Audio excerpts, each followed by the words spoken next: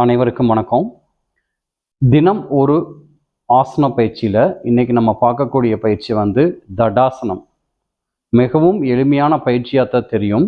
ஆனால் இது வந்து பார்த்திங்கன்னா எண்ணற்ற பயன்கள் வந்து இந்த ஆசனத்தில் இருக்குது. அதாவது இன்னைக்கு நிறைய பாதிக்கக்கூடிய ஒரு விஷயம் வந்து பார்த்திங்கன்னா வெரிகோஸ், நரம்பு சுருண்டல். நிறையா பேர் இன்னைக்கு பாதிக்கப்பட்டிருக்காங்க.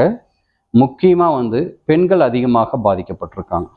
இது என்ன காரணம் கேட்டிங்கன்னா, அதிக நேரம் வந்து நிற்கிறது, அடுத்தது உடல் பருமன் அதிகமாக இருக்கிறது. இதுதான் 2 காரணங்கள்.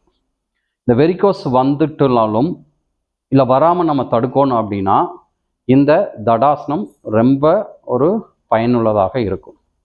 இப்போ பாருங்க, அதாவது கால்களை சேர்த்து வச்சுருக்கீங்க, சரிங்களா? இப்போது வி சேஃப் வந்து காலை விரித்து வச்சுக்கோங்க. நான் வி சேஃபில் வச்சுருக்கிறேன். கைகளை வந்து ஒட்டி வச்சுக்கோங்க. அதாவது பெண்டு இருக்கக்கூடாது, நல்லா நிமிர்ந்து இருக்கணும். அடுத்தது உங்களுடைய கைகளை வந்து இடுப்பு பகுதியில் வச்சுக்கோங்க.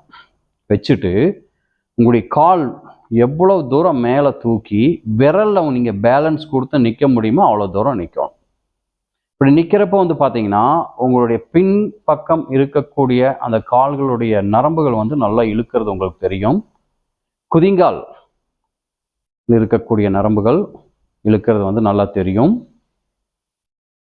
மெதுவாக ரிலாக்ஸ் பண்ணிக்கோங்க. இதே மாதிரி ஒரு 10 எண்ணிக்கை ரிலாக்ஸ் பண்ணிக்கோங்க. 10 எண்ணிக்கை. இந்த பயிற்சியை வந்து பார்த்தீங்க அப்படின்னீங்கன்னா காலை மாலை எந்த டயத்தில் வேணும்னாலும் பண்ணலாம். இதில் வந்து ஒரு கட்டுப்பாடுகள், உணவு சாப்பிட அதெல்லாம் தெரியும். ஏன்னா நம்ம கால்களுக்கு மட்டும்தான் பயிற்சி கொடுக்குறோம். அதனால் நீங்கள் ஃப்ரீயாக இருக்கிற டயத்தில் எந்த ஒரு டைமானா கூட இந்த தடாசனத்தை பண்ணலாம். எங்களால் நிற்க முடியல, பேலன்ஸ் கிடைக்கல அப்படின்னா ஏதாச்சும் ஒரு கிரிப், செவுரோ இல்லை ஏதாச்சும் ஒரு கிரிப்பில் கையை வச்சுக்கோங்க.